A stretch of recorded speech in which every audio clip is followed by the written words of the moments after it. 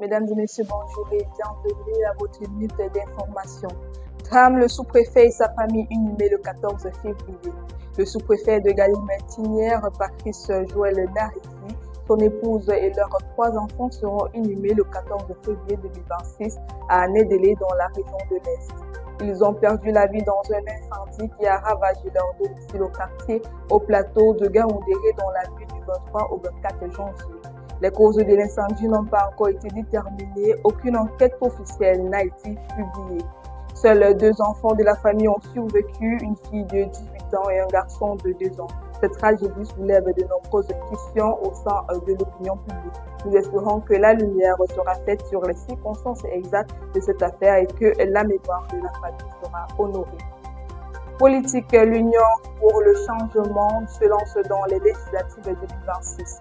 L'Union pour le changement 2025 a annoncé sa participation aux élections législatives et municipales de 2026 lors d'une réunion interne tenue à Yaoundé. Dans un communiqué publié le 1er février, l'UPC réaffirme son soutien à Issati Roma Bakari, qu'elle considère comme le vainqueur de l'élection présidentielle du 12 octobre 2025.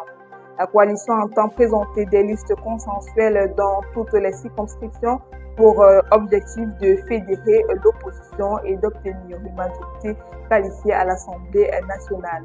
L'UPC souhaite ainsi mettre en œuvre un programme de transition et de refondation. Cette annonce intervient après la décision du Front pour le salut national du Cameroun de ne pas participer au prochain scrutin. Bilinguisme 2026, l'intelligence artificielle au cœur de la promotion des langues. EDA a accueilli hier lundi 2 février 2026 le lancement officiel de la 21e édition de la Semaine nationale du bilinguisme sous le thème l'intelligence artificielle au service du bilinguisme. La cérémonie présidée par le professeur Nalomba Alianga, ministre des enseignements secondaires, a réuni des personnalités de haut niveau dont le gouverneur du littoral. Les temps forts de la journée ont inclus les discours inspirants, des performances artistiques d'élèves et un focus sur les outils d'intelligence artificielle qui révolutionnent l'apprentissage des langues. Les participants ont souligné l'importance du bilinguisme pour le Cameroun et les opportunités de l'IA pour promouvoir les langues nationales. CAN 2025, fan honoré pour sa passion du football africain. Un homme nommé Lumumba a été honoré comme plus grand fan de la CAN 2025 lors d'une cérémonie émouvante à l'ambassade du Royaume du Maroc à RDC. Ce fan passionné a reçu sa première distinction officielle pour son amour sincère et son soutien constant à la Coupe d'Afrique des Nations. L'ambassadeur du Maroc en RDC, son Excellence Rachid Agassim, a remis le prix à Lumumba, saluant son engagement et sa fidélité au football africain.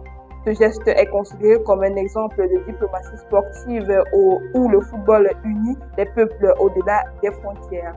Ainsi votre actualité ce matin. Merci de nous avoir suivis jusqu'au bout.